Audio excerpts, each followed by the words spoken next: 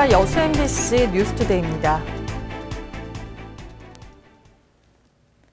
문재인 대통령은 5.18의 진실규명을 다시 한번 약속했습니다.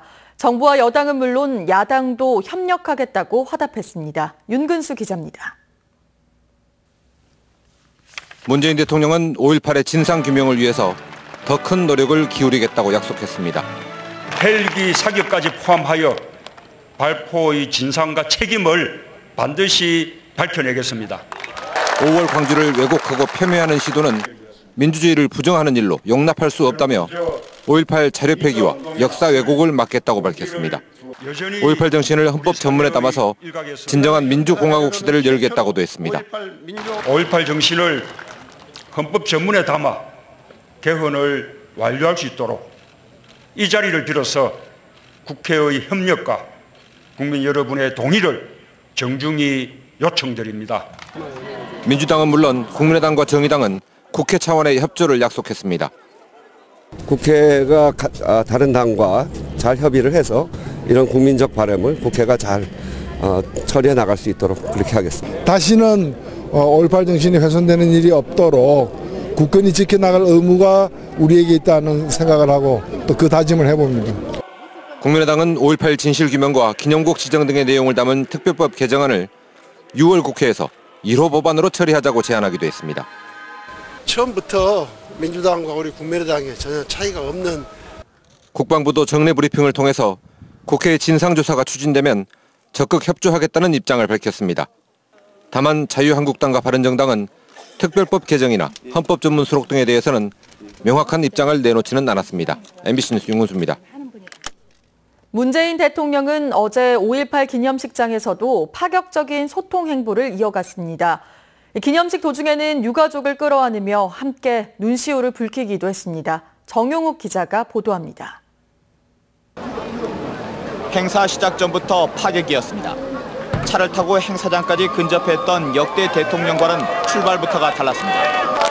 문재인 대통령은 5.18 묘역 입구인 민주의 문 앞에 내린 뒤 기념식장까지 300m가량을 직접 걸어서 이동했습니다. 대통령은 5.18 유가족 등과 일일이 악수하며 입장했고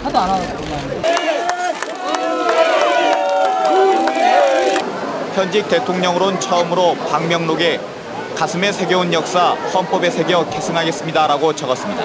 1980년 5월 18일 자신이 태어난 날에 계엄군의 총탄으로 아버지를 잃은 김소영 씨의 사연이 소개되면서 기념식은 뜨거워졌습니다. 비로소 당신을 이렇게 부를 수 있게 되었습니다. 아버지,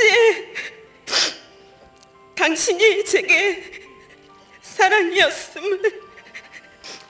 절절한 사연에 안경을 벗고 눈물을 훔친 문 대통령은 예정에 없이 직접 단상으로 나와 흐느끼는 김 씨를 포옹하며 위로했습니다.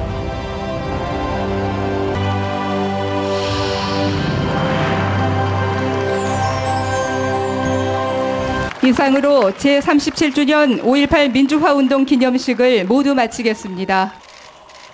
소통 행보는 기념식 이후에도 이어졌습니다. 공식 행사가 끝난 뒤에 문 대통령은 윤상원 열사와 김소영 씨 아버지 묘역 등을 참배하며 다른 대통령들과 다른 인간적인 면모를 보였습니다. 유연한 경호 속에서 가까운 거리에서 이를 지켜본 참배객들은 박수와 환호를 보내며 화답했습니다. MBC 뉴스 정용욱입니다. 전남의 5.18에서 영암 강진 지역은 고교생들이 5월 항쟁의 선두에 섰습니다. 37년 전 광주의 참상 소식을 듣고 일어선 고교생들의 봉기는 시민들의 항쟁으로 이어졌습니다. 신광하 기자가 보도합니다. 80년 5.18 항쟁이 절정으로 치닫던 5월 21일 광주를 빠져나온 무장 시위대가 강진 터미널에 도착하면서 강진에서도 항쟁이 시작됩니다. 선두에 선 이들은 강진 농고생 500명, 이들은 교복을 뒤집어 쓰고 민주회복 등을 외치며 시위를 벌입니다. 학생들의 봉기에 시민들이 나섰고 강진읍 교회를 본부로 삼아 항쟁과 질서 유지를 동시에 이뤄나갑니다. 버스터미널과 군청 앞 등지에서 조직적인 집회와 시위를 전개하였던 것이라고 합니다. 우리 강진에는 이와 같은 5.18 민주화운동 기념 장소가 총 7개소가 있는데요. 영암의 5.18 역시 신북고 학생들이 나섰습니다. 광주에서 가까운 지역인데다 경찰이 숨겨둔 무기를 손쉽게 확보하면서 항쟁의 열기가 뜨거웠던 상황. 영암과 강진의 5월 항쟁에서 특히 고등학생들의 시위는 시민들의 항쟁 의식에 불꽃을 지폈습니다. 시민들은 청년 학생들을 지원하는 한편 시위대의 총기와 실탄 회수 작업에 나서지만 항쟁이 끝난 뒤 군 단위에서는 가장 많은 50명이 구속됩니다. 그때는 공무원들도 전부 모두 어디 다 흩어져 버리고 없을 때예요. 그래서 거기 책상 위에다가 실탄 무기도 전부 올려놓고 뿔뿔이 흩어져서 그냥 그렇게 다 집으로 돌아가도록. 영암 강진 지역 5월 항쟁은 5월 24일 대부분 종료됩니다. 고교생들이 나섰던 두 지역은 추모식을 통해 항쟁 이후 광주의 희생을 가장 먼저 추모했고 저항 정신을 이어갔습니다. MBC 뉴스 신광하입니다.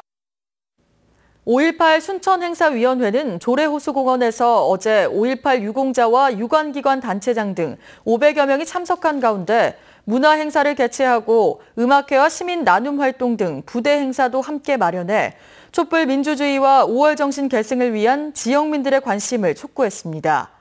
위원회는 이에 앞서 5.18 사진 전시회를 통해 당시 현장의 상황을 전달하고 5.18 민주화 운동에 대한 학생들의 올바른 역사인식을 고취했습니다.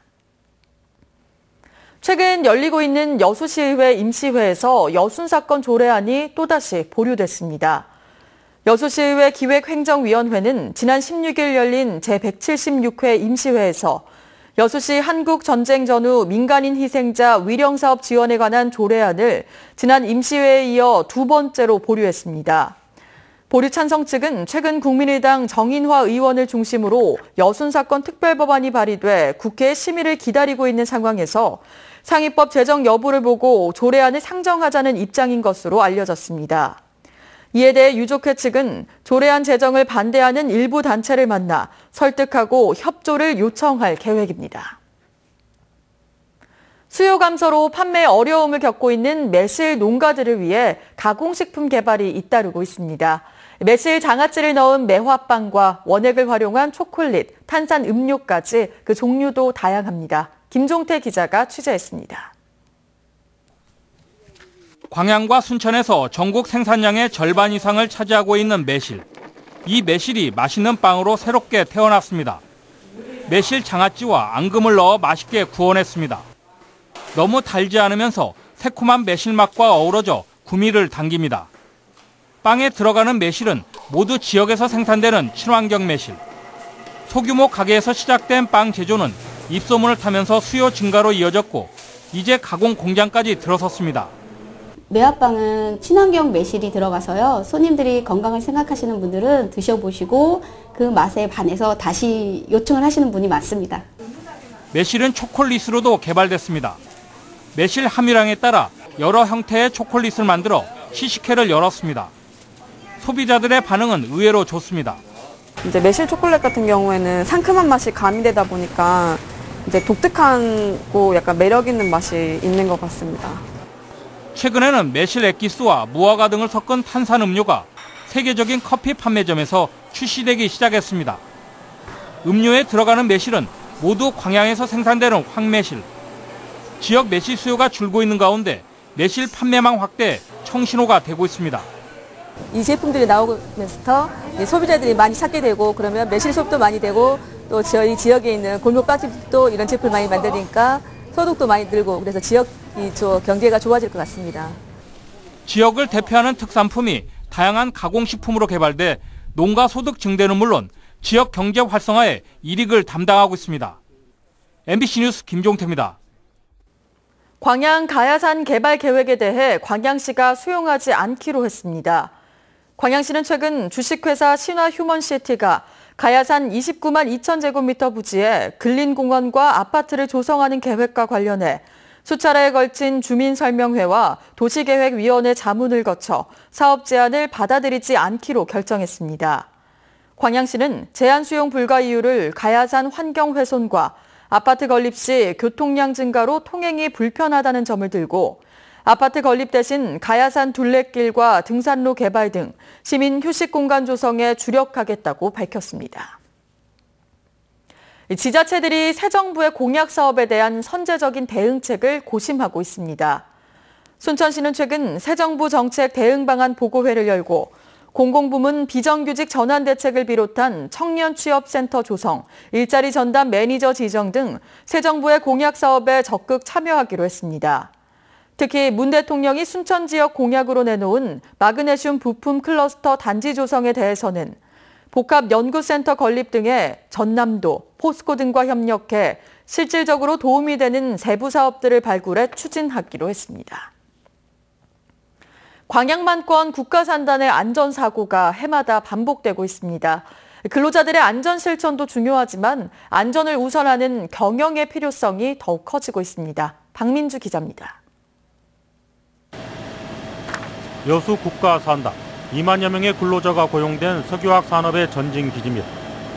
광양 국가산단은 5천여 명이 일하는 명실상부한 철강 산업의 메카. 하지만 안전사고는 여전히 해마다 되풀이되고 있습니다. 지난해 전남 동부지역 산업 현장에서 발생한 사고 사망자는 모두 26명.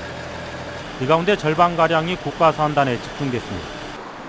때문에 인재로 인한 사고를 줄일 수 있도록 안전기본수칙 실천의 중요성이 부각되고 있습니다. 대부분의 사고가 조그마한 안전수칙을 지키지 않아서 발생하는 경우가 대단히 많습니다. 따라서 기본적인 안전수칙을 지키는 것만으로도 많은 재해를 줄일 수가 있습니다. 이 같은 국가산단의 중대 재해 예방을 위해서는 근로자의 경각심 못지않게 경영 마인드의 변화도 필요성을 더하고 있습니다. 안전보건공단은 안전은 기업의 수익과 생존에 직결된다며 생산제일에서 안전제일로의 전환을 강조하고 있습니다.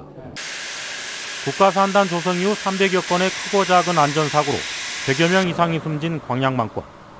산업 현장의 안전은 사업주와 근로자 모두의 과제가 되고 있습니다. MBC 뉴스 박민주입니다. 조업 50주년을 맞은 GS칼텍스가 창립 50주년 기념식을 갖고 미래성장 사업 발굴에 나서기로 했습니다.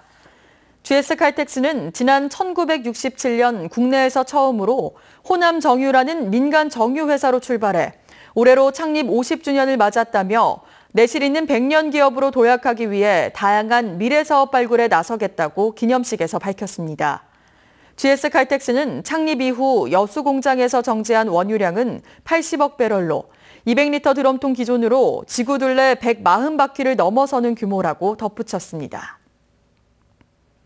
지역 시민단체를 중심으로 청소년 노동인권 조례 제정을 촉구하는 목소리가 높아지고 있습니다. 전남 청소년 노동인권센터 등 순천 지역 시민단체들은 어제 순천시청 앞에서 기자회견을 열고 지난 17일 시의회 상임위에서 관련 조례가 보류돼 강한 유감을 나타낸다며 특히 일부 기독교 단체가 조례 제정에 반대하고 있는 것에 대해서도 분명한 입장 표명을 요구했습니다. 청소년 노동인권센터는 또 전라남도와 여수시, 목포시에서도 이미 관련 조례가 제정돼 있다며 다음 달 시의회 임시회에서 청소년 노동인권 조례가 제정돼야 한다고 주장했습니다. 지역 관광 활성화를 위해 완공된 녹동항 인공섬의 명칭이 최종 확정됐습니다. 고흥군은 지난 3월부터 실시한 인공섬 명칭 공모 결과 전국에서 300여 명이 응모했으며 이 가운데 녹동항의 정서와 인공섬 형상 등을 감안해 녹동 바다정원을 대표 명칭으로 확정했다고 밝혔습니다. 고흥군의 대표항인 녹동항 인근에 조성된 녹동 바다정원은 다양한 조형물과 쉼터 등 관광객 편의시설과 함께 특색 있는 야간 경관을 갖춰 지역 대표 관광 명소로 자리 잡고 있습니다. 오늘도 낮 동안에는 여름처럼 덥겠습니다. 뜨거운 햇살이 내리쬐면서 한낮에 대구가 32도까지 치솟겠고요. 그 밖에 서울 27도, 광주 30도, 강릉 31도 등 땡볕 더위가 기승을 부리겠습니다. 여기에 자외선과 오존 농도도 짙을 걸로 보여 외출하실 때 조심하셔야겠고요. 이번 주말 동안에도 대체로 맑은 가운데 30도 안팎의 더위가 계속되겠습니다. 날씨였습니다.